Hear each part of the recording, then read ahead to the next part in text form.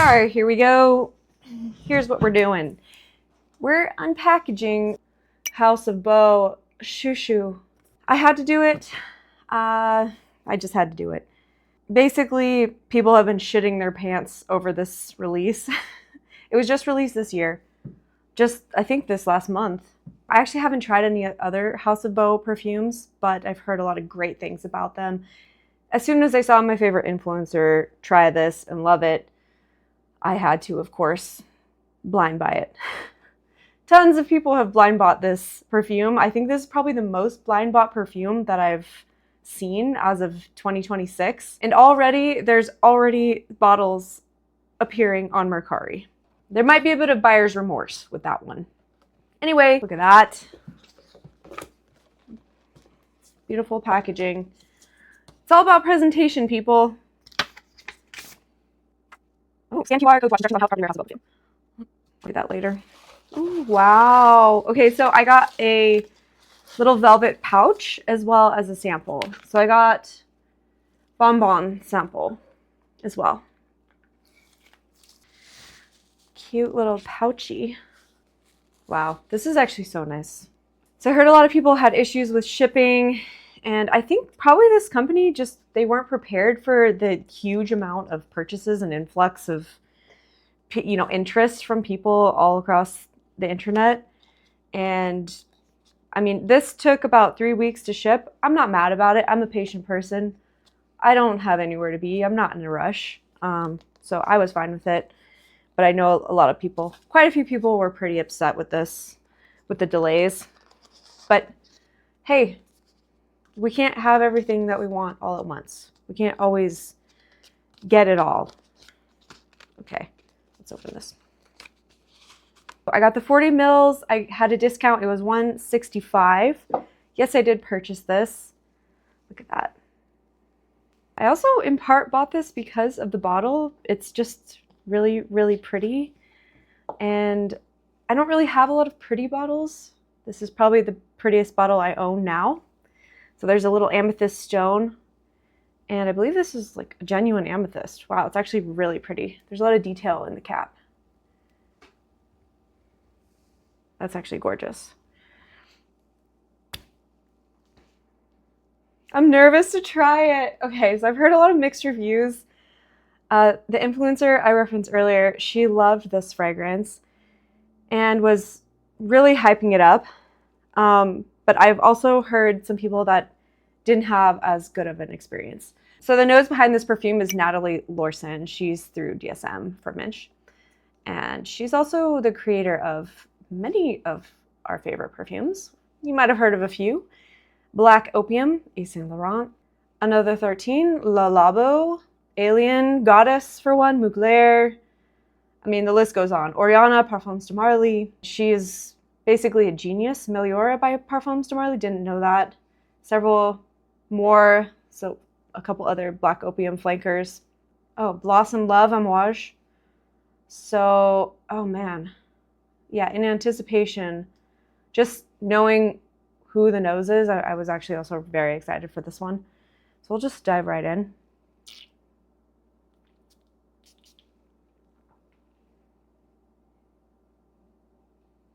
Huh. Yeah, I can actually see the through line with the other fragrances on this one.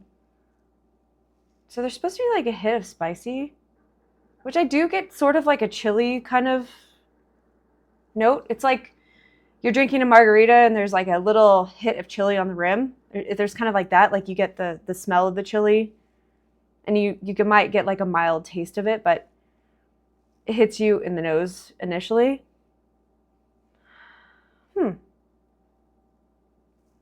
This is, first impressions. It's, gosh, people are saying that this smells like macaron, jammy macaron. I mean, I guess you have to kind of like use your imagination a bit on this one, but it's very pleasant. I'll give you that. It's fruity. The top notes are champagne, clementine, chili pepper.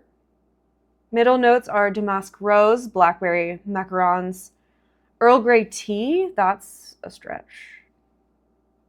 Tea? White musk, Mexican vanilla, and saffron are the base notes. I've been really into saffron lately. I'm not mad about this. I'm not mad about it. It could have gotten a lot worse. Let me try out my skin. We'll do a skin test. I can't believe I blind bought this. Am I like nuts? I'm absolutely nuts. I don't know. People get on that hype train and I wanted to hop on too. I wanted to go for a ride. You know what I mean? Actually, I really like this. Okay, I do get a hit of that spicy chili note. I know there's champagne, but it kind of smells more like along the lines of maybe a margarita. I don't get blackberry. I mean, maybe a little bit. There is like a jammy, like a thick kind of mouthy jammy kind of feel, which maybe that's what they're trying to go for. Like a rounded jammy kind of rosy. I guess there is some vanilla. I have to like read the notes to actually pick out what's happening. But you know what? This is darn beautiful. And I'm not like a fancy girl. Like I thought this was going to be super girly and I was going to hate it. This is kind of like, it leans on the designer appeal, but it's more balanced and I think more nuanced than a lot of the designer fragrances. There aren't any sharp notes that stick out.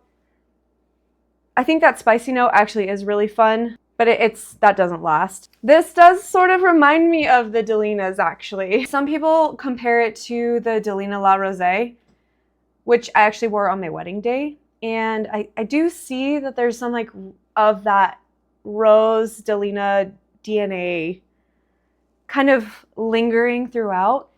But I feel like this is actually done better. Like I almost wish I wore this on my wedding day instead. I'm not getting the cookie. I'm not getting really a lot of the tea at all. So those are just, I think, other notes that are incorporated in there to sort of help the other notes blend well. But overall, so far, this is really pretty.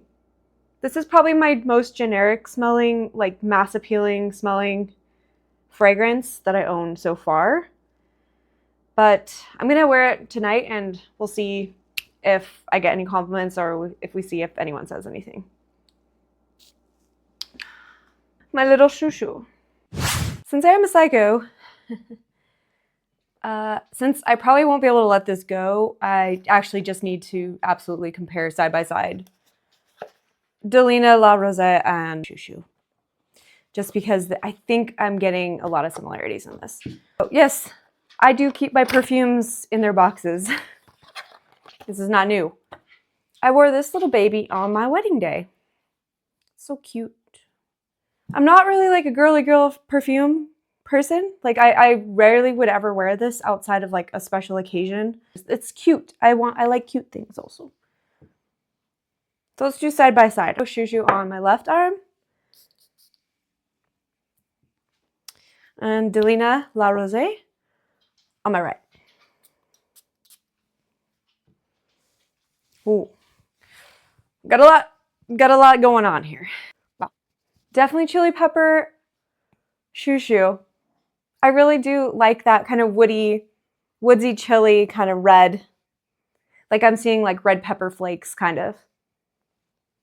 Yeah, that's so nice and smooth. And La Rosée, okay, they are totally different. The only, I think, intersection between these two is the rose. That rose is very, very similar. It's like